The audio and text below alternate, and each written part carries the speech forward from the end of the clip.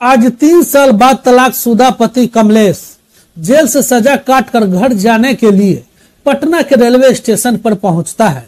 वहां से टिकट लेकर वैशाली जाने वाली ट्रेन पकड़ लेता है और अपने सीट पर बैठकर अपने अतीत में खो जाता है। वह सोचने लगता है आज से ठीक 3 साल पहले एक छोटी सी बात पर अपने पत्नी को एक थप्पड़ मार दिया था। फिर उसकी पत्नी अपने मायके में अपनी माँ से इसकी शिकायत फोन करके कर दी थी, लेकिन उसकी माँ ने उसे समझाने के बजाय इस छोटे से झगड़े को इस कदर बढ़ा दिया था कि उसी वक्त उसकी पत्नी घर छोड़कर अपने मायके चली गई थी। और जब कमलेश अपनी पत्नी को लाने ससुराल पहुंचा तो उसके पत्नी की माँ ने उसे बहुत भला बुरा कही थी और पत्नी के सामने ही उसको अपमानित की थी। फिर भी कमलेश बहुत कोशिश किया था अपने पत्नी को घर लाने की, लेकिन उसकी पत्नी आने से बिल्कुल इनकार कर दी थी और अपने माँ के कहे के अनुसार अपने ही पति के ऊपर मारपीट, प्रताड़ित करना और दहेज का झूठा मुकदमा दर्ज कर दी थी।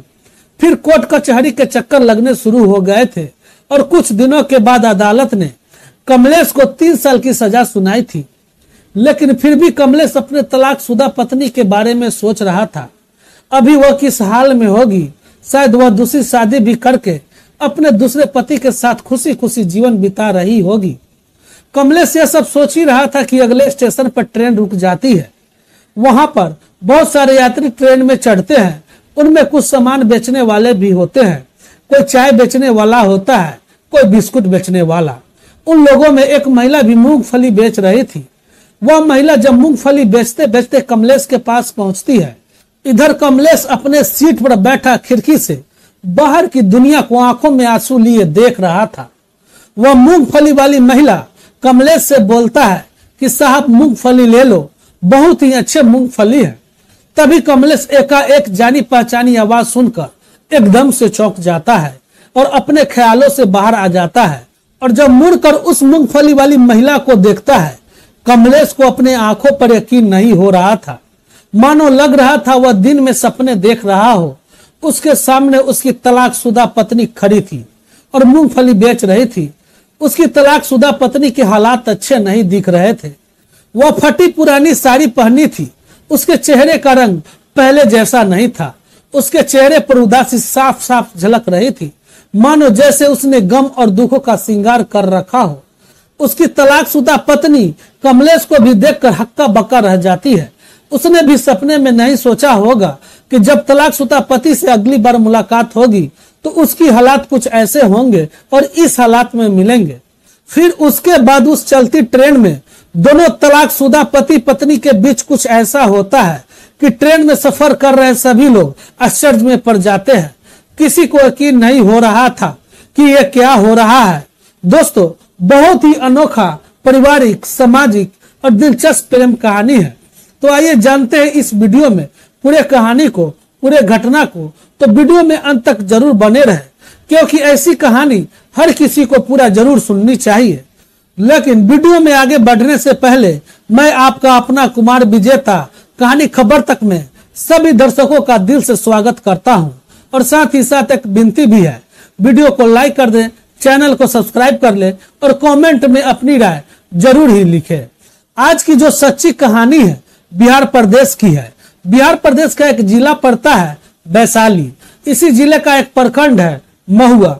महुआ प्रखंड के रामपुर निवासी देवनारायण प्रसाद पेशे से एक सरकारी शिक्षक होते हैं। उनके पास 2 बेटी और 1 बेटा होता है जिसका नाम कमलेश है। कमलेश दोनों बहनों से छोटा था। उसकी दोनों बहनों का शादी भी हो चुकी थी। कमलेश अभी इंटर की पढ़ाई वैशाली जिला का जो शहर है हाजीपुर, वहां पर रहकर कर रहा था। उसके पिताजी अपने गांव से लगभग 15 किलोमीटर दूर इमादपुर में एक मध्य विद्यालय में प्रतिदिन पढ़ाने जाते थे। उन्हें उम्मीद थी कि उनका बेटा पढ़ने में बड़ा होनहार है, वह पढ़ लिख कर एक दिन बड़ा आदमी बनेगा और किसी अच्छे पोस्ट पर होगा। देखते देखते कमलेश इंटर में फर्स्ट क्लास से पास हो जाता है और पूरे कॉलेज में टॉप कर जाता है। इस बात से खुश होकर उसके पिताजी आगे के पढ़ाई के लिए बिहार की राजधानी पटना शहर में उसे भेज देते हैं। कमलेश का एडमिशन पटना के टॉप कॉलेज में हो जाती है और वह अपनी पढ़ाई के लिए, अपने पिता का सपना पूरा करने के लिए पूरी जी जान से लग जाता है। कमलेश के पिताजी कमलेश को पढ़ाई करने में कोई असुविधा न हो इसका वो पूरा ध्यान रखते थे। समय से पैसे भेजते थे, समय से उसका और उसका पढ़ाई का हाल चाल लेते रहते थे और कभी कभी वह खुद पटना कमलेश से मिलकर उसे समझाते भी थे और सलाह भी देते थे। लेकिन दोस्तों, होनी को कुछ और मंजूर था। जिस कॉलेज में कमलेश पढ़ाई कर रहा था उस कॉलेज का प्रिंसिपल डॉक्टर मोहन प्रसाद, जो कि वैशाली जिला का ही रहने वाले थे, उनकी एक बेहद ही खूबसूरत बेटी इसी कॉलेज में पढ़ती थी। उसका नाम था काजल। लेकिन कमलेश और काजल में कोई जान पहचान नहीं थी। धीरे धीरे वक्त बीतता है। कमलेश बीए के पार्ट 1 में पूरे कॉलेज में प्रथम आता है। जब कमलेश पूरे कॉलेज में प्रथम आता है तो कॉलेज में उसका जान पहचान बढ़ जाता है। अब कमलेश को हर कोई कॉलेज में जानने लगता है। लेकिन कमलेश का ध्यान सिर्फ और सिर्फ पढ़ाई पर होता है। वह क्लास के दोस्तों के साथ बहुत ज्यादा अपना वक्त शेयर नहीं करता है। लेकिन एक दिन जब कॉलेज में क्लास चल रही थी तभी कमलेश के पिताजी अपने गांव से कमलेश से मिलने उसके कॉलेज पर चले आते हैं और क्लास खत्म होने तक उसके पिताजी इंतजार करते हैं। और जब कमलेश क्लास से बाहर आता है पिताजी को देखकर थोड़ा हैरान हो जाता है। बिना सूचना के पिताजी कॉलेज में मिलने क्यों आए हैं? पहले तो कमलेश अपने पिताजी का पांव छूकर आशीर्वाद लेता है और आने का कारण पूछता है। उसके पिताजी कहते हैं कि जब उन्हें मालूम चला कि तुम बीए के प्रथम पार्ट में पूरे कॉलेज में प्रथम आए हो तो मैं तुझे सरप्राइज देने के लिए चला आया हूँ और इस बार मैं तुम्हारे प्रिंसिपल से भी मिलूंगा। इस पर कमलेश कहता है, पिताजी, प्रिंसिपल साहब भी अपने ही जिला वैशाली के रहने वाले हैं। तो कमलेश के पिताजी की प्रिंसिपल से मिलने की चाहत बढ़ जाती है। दोनों बाप और बेटे प्रिंसिपल साहब के चैम्बर में जाते हैं। कमलेश अपने प्रिंसिपल से अपने पिताजी का परिचय करवाता है तो बातों ही बातों में कमलेश के पिताजी प्रिंसिपल साहब से पूछ बैठते हैं कि आप वैशाली में कहाँ के रहने वाले हैं। प्रिंसिपल साहब कहते हैं, मैं वैशाली में इमादपुर से सटे सराय भगवानपुर का रहने वाला हूँ। यह बात सुनते ही कमलेश के पिताजी बड़े खुशी से कहते हैं कि मैं इमादपुर मध्य विद्यालय में वहाँ पर एक सरकारी टीचर हूँ। दोनों में अच्छी जान पहचान हो जाती है। इस बीच में प्रिंसिपल साहब की जो बेटी होती है जो इस कॉलेज में पढ़ रही थी प्रिंसिपल साहब के चैम्बर में चली आती है और अपने पिताजी से कहती है, मेरी तबीयत कुछ ठीक नहीं है, मुझे ड्राइवर से बोलकर घर छुड़वा दो। जब उनकी बेटी घर जाने लगती है तो प्रिंसिपल साहब कहते हैं, 1 मिनट रुको और इनसे मिलो।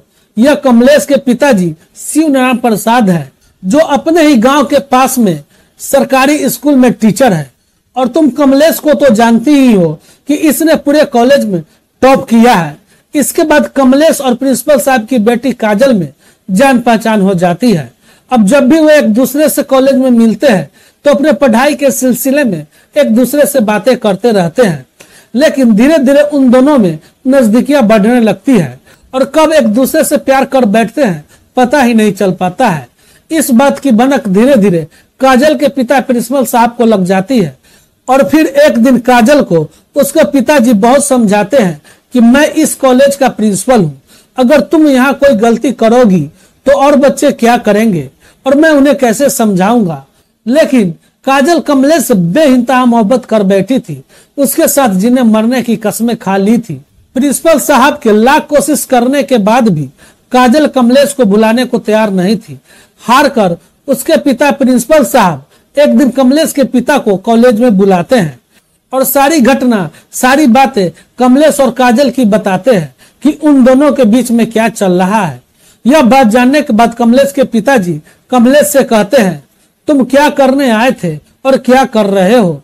क्या तुम्हारा सपना यही था? कमलेश कुछ देर चुपचाप रहने के बाद कहता है, पिताजी, मैं काजल को न चाहते हुए भी बेइंतहा मोहब्बत कर बैठा हूँ और मैंने उसे अपना जीवन साथी बनाने का फैसला कर लिया है। मेरी गलती माफी करने लायक तो नहीं है, लेकिन हाँ, मैं काजल को बदनाम नहीं होने दूंगा। अब आप लोगों से गुजारिश है कि हम लोगों की शादी करवा दो। हम लोग साथ रहकर पढ़ाई करेंगे और फिर अपने सपने भी पूरे करेंगे। आखिरकार उन दोनों के माता पिता शिक्षक होते हैं, समझदार होते हैं, घर की इज्जत की खातिर शादी के लिए राजी हो जाते हैं। फिर 15 मई 2016 को कमलेश और काजल की शादी बड़े धूमधाम से संपन्न हो जाती है। शादी संपन्न होने के बाद दोनों एक ही साथ पटना में रहकर पढ़ाई जारी रखते हैं। सब कुछ अच्छा चल रहा होता है और दोनों देखते देखते बीए फर्स्ट क्लास से पास हो जाते हैं। इसी बीच कमलेश बीपीएससी का फॉर्म भरता है और बीपीएससी में उसका सिलेक्शन हो जाता है। इस बात को लेकर कमलेश के पिताजी और काजल के पिताजी बहुत खुश थे। इसी बीच कमलेश का ज्वाइनिंग लेटर भी आ जाता है और कमलेश की ज्वाइनिंग 15 दिन बाद होनी थी। फिर एक दिन 12 अगस्त को सुबह सुबह किसी बात को लेकर काजल और कमलेश में थोड़ा विवाद होने लगता है और जब विवाद कुछ ज्यादा बढ़ जाता है तो कमलेश गुस्से में आकर काजल को एक थप्पड़ जड़ देता है और फिर काजल भी ताव में आकर अपने मायके अपनी माँ को फोन करके झगड़े की बात बताती है और कमलेश की शिकायत करती है। इस बात पर काजल की माँ उसे समझाने के बजाय कहती है कि एक मामूली सी सरकारी स्कूल के टीचर के बेटे की इतनी हिम्मत कि एक प्रिंसिपल की बेटी को थप्पड़ मार दिया, और भी बहुत कुछ कहती है, काजल को भड़काती है। फिर काजल उसी वक्त अपना सामान बैग में पैक करके मायके के लिए निकल पड़ती है। कमलेश रोकने की लाख कोशिश करता है लेकिन काजल उसकी एक भी नहीं सुनती है। जब काजल अपनी माँ के घर पहुंच जाती है तो दूसरे दिन कमलेश अपनी पत्नी को लाने मनाने अपने ससुराल काजल के घर पहुंचता है, लेकिन पहुंचते ही काजल की माँ काजल के सामने ही कमलेश को बहुत भला बुरा कहती है, उससे अपमानित करती है, यहाँ से अकेले लौट जाने के लिए कहती है।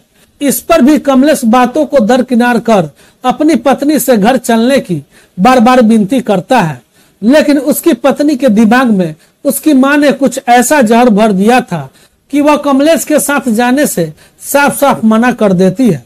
इसके बाद काजल की माँ काजल को बढ़ा चढ़ाकर कमलेश के खिलाफ मारपीट, प्रताड़ित करना और दहेज का झूठा मुकदमा दर्ज कर देती है और साथ ही साथ तलाक की अर्जी भी दे देती है। लेकिन काजल के पिताजी प्रिंसिपल साहब इस बात का विरोध करते हैं तो काजल की माँ उन्हें भी खरी खट्टी सुनाने लगती है और काजल भी अपनी माँ के सपोर्ट कर रही थी। आखिरकार काजल के पिता की एक भी नहीं चलती है। इसी बीच कमलेश के पिता शिवनारायण प्रसाद जी प्रिंसिपल साहब से बात करते हैं तो प्रिंसिपल साहब सारी मजबूरी बतलाते हैं।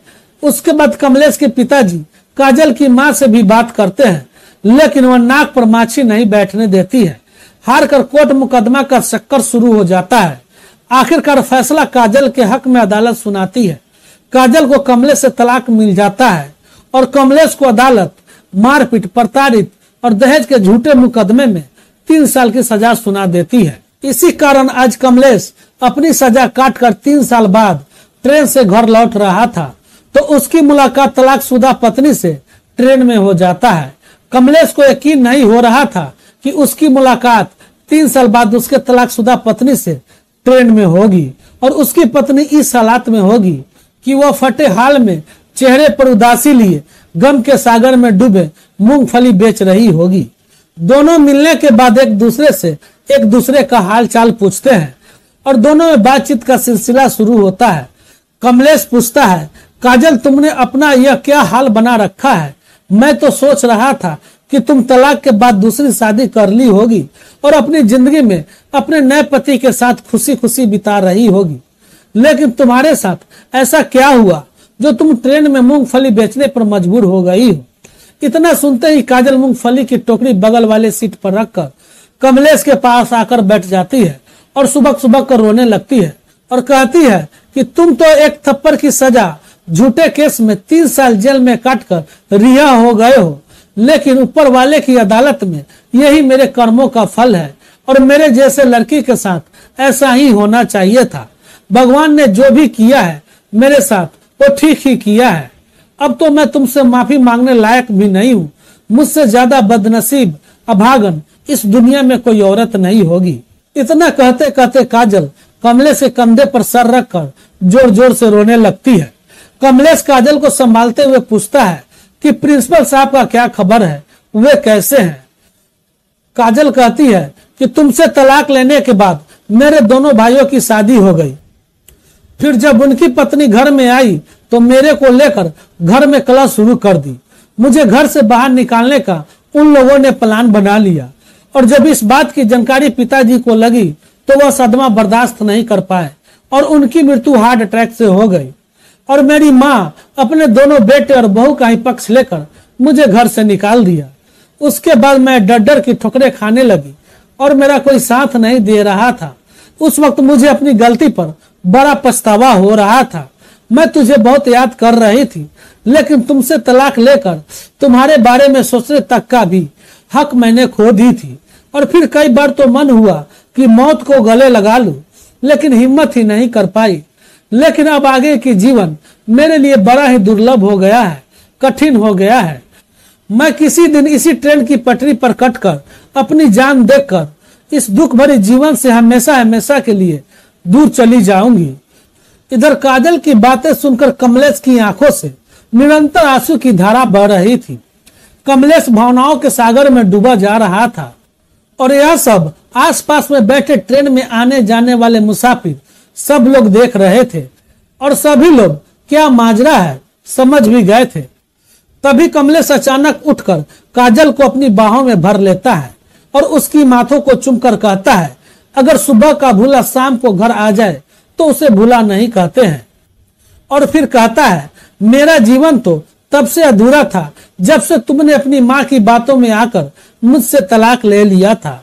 और जब मैं जेल से छूटकर घर लौट रहा था तो मुझे खुद पता नहीं था कि मेरी आगे की जिंदगी क्या होगी। और इतना कहते ही कमलेश काजल का हाथ अपने हाथों में कस के पकड़ के कहता है, अब जो भी हो मैं तुम्हें इस हालत में छोड़ नहीं सकता। अगर तुम मेरे साथ फिर से मेरी पत्नी बनकर चलने को तैयार हो। काजल इतना सुनते ही कमलेश को सीने से लगा लेती है और जोर जोर से रोने लगती है। उस ट्रेन में बैठे आसपास जो भी मुसाफिर थे यह सब नजारा देखकर खुशी से ताली बजाने लगते हैं। और फिर एक बार काजल कमलेश की जीवन संगनी बन जाती है। इसीलिए दोस्तों कहा गया है कि अपनी गृहस्थी अपना दाम्पत्य जीवन का किसी दूसरे व्यक्ति को, चाहे वो अपना माँ बाप ही क्यों न हो, छोटी छोटी बातें नहीं बतानी चाहिए।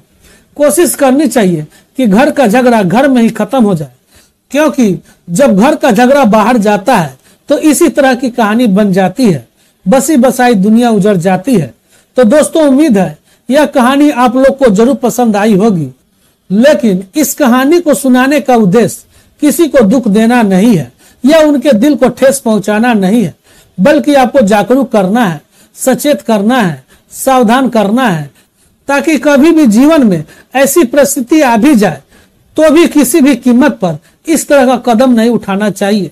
तो दोस्तों मिलते हैं फिर अगले वीडियो में एक नई और सच्ची कहानी लेकर। तब तक के लिए आप लोग मुझे इजाजत दें। जय हिंद, जय भारत।